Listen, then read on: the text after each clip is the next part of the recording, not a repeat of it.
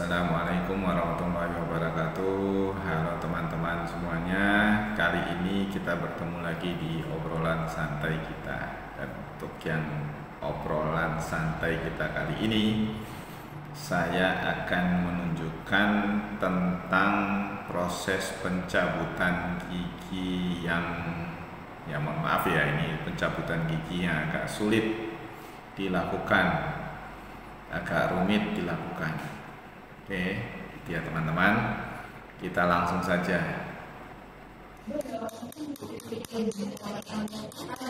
Sebenarnya itu pencabutan gigi itu tidak sulit dan tidak rumit, teman-teman. Tapi ada beberapa kondisi di mana cabut gigi itu akan menjadi sulit dan rumit. Dan itu memang tidak semua orang mengalami ini ya teman-teman, atau tidak semua juga dokter gigi yang cabut gigi itu langsung susah gitu ya, enggak.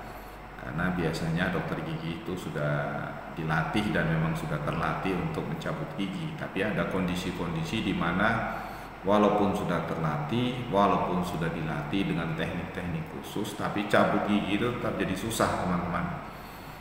Nah, apa saja yang membuat cabut gigi itu jadi sulit? Ini dia teman-teman penyebabnya. Hal pertama yang membuat cabut gigi itu jadi sulit itu adalah karena akar gigi ya. Akar gigi teman-teman, akar dari gigi itu banyak. Pertama misalnya gigi yang rahang atas, itu yang belakang itu ya, itu akar giginya ada yang 3, bahkan ada yang 4. Standar sih sebenarnya cuma 2, tapi bahkan ada yang 3, ada yang 4. Bahkan pernah kita temui itu ada yang 5 teman-teman. Yang gigi geraham, baik itu geraham atas maupun geraham bawah. Tapi umumnya untuk gigi geraham bawah itu akarnya 2, tapi geraham atas akarnya itu 3 umumnya. Tapi ada kondisi di mana akar gigi itu banyak teman-teman. Nah itu yang membuat cabut gigi itu jadi tidak mudah, jadi rumit, jadi sulit, jadi ribet. Dan yang jelas dokter giginya akan memerlukan tenaga dan teknik-teknik khusus untuk mencabut gigi pasien yang akar giginya jumlahnya banyak.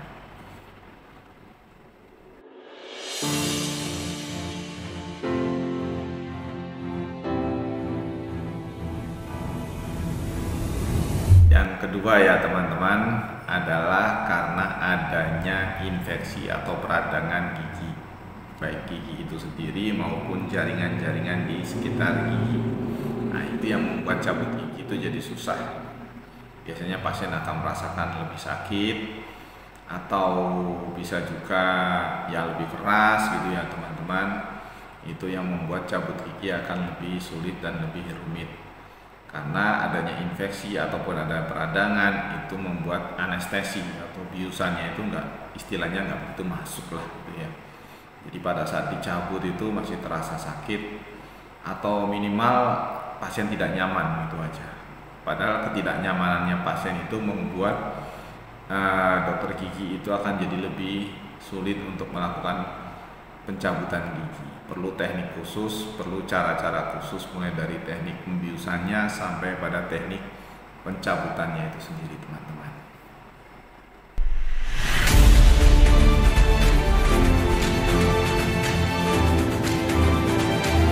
Yang ketiga teman-teman adalah kondisi gigi itu sendiri.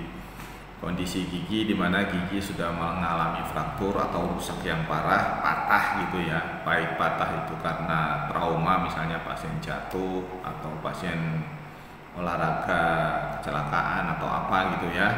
Pokoknya trauma di gigi, baik juga patah maupun patah karena gigi itu karies, gigi itu berlubang. Jadi gigi yang karies terlalu besar itu ya teman-teman, kalau dia kena tekanan besar pecah giginya. Gigi yang pecah itu membuat pencabutan juga jadi lebih sulit dan lebih rumit.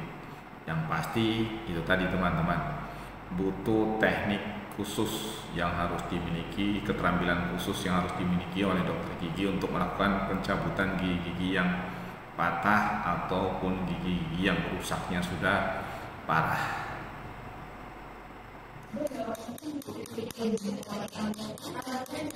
Yang keempat ya teman-teman adalah letak atau posisi gigi teman-teman. Nah ini yang umum ya. Misalnya posisi gigi yang tumbuhnya miring atau sudah terjepit, atau umumnya kalau istilah kita tuh gigi bungsu itu ya teman-teman, gigi paling belakang tumbuhnya miring, wah itu pasti sulit dicabut. Ada juga gigi yang terpendam, ya tertanam di dalam tulang atau apa gitu ya teman-teman, itu cabut giginya lebih sulit lagi gitu teman-teman. Ada juga gigi, selain gigi bungsu ada juga gigi taring ya, gigi yang nomor 3 itu gigi taring itu ada juga yang terpendam, itu juga cabutnya sulit. Atau juga gigi depan yang tumbuhnya miring juga cabutnya sulit. Jadi posisi gigi itu sendiri atau letaknya, kalau istilahnya keren di zaman sekolah SMA itu kalau mau nyontek itu ya teman-teman, posisi menentukan prestasi. Nah tapi ini juga sama, posisi gigi itu menentukan mudah atau tidaknya pencabutan gigi. Nah ini yang kadang-kadang harus diperhatikan ya, baik oleh pasien maupun oleh dokter gigi itu sendiri dalam melakukan tindakan pencabutan gigi.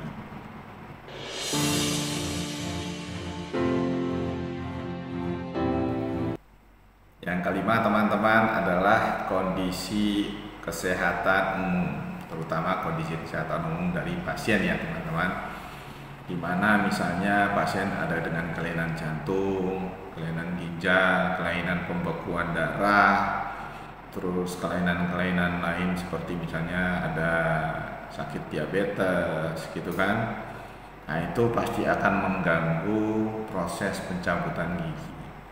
Yang jelas biasanya untuk kondisi-kondisi tertentu ini biasanya dokter gigi itu sudah konsultasi dengan dokter yang merawat si pasien ini juga. Jadi ada kolaborasi lah semacam itulah, ada kolaborasi, ada konsultasi internal antara dokter gigi maupun dokter yang merawat si pasien ini. Dan sebaiknya juga memang pasien harus memberitahukan di awal bahwa pasien itu punya kelainan jantung atau punya kelainan pembekuan darah atau punya penyakit khusus lainnya, misalnya HIV atau hepatitis atau apa gitu ya, TBC, itu sudah diberitahukan pasien di awal gitu. Atau seandainya pun pasien tidak memberitahukan, biasanya prosedur pemeriksaan rutin itu sudah ditanyakan oleh baik itu perawat maupun atau dokter gigi sebelum melakukan tindakan pencabutan gigi. Yang jelas kondisi kesehatan umum ini berpengaruh pada proses pencabutan itu tadi. Oke, demikian ya teman-teman. Setelah ini kita akan melihat bagaimana sih kalau cabut gigi yang agak susah itu.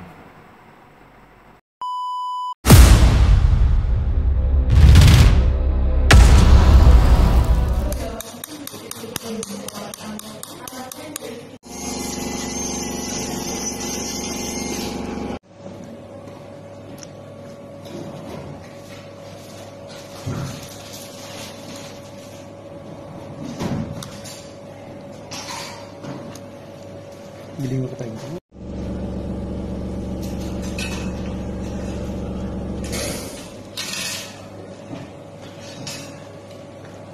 Alhamdulillah.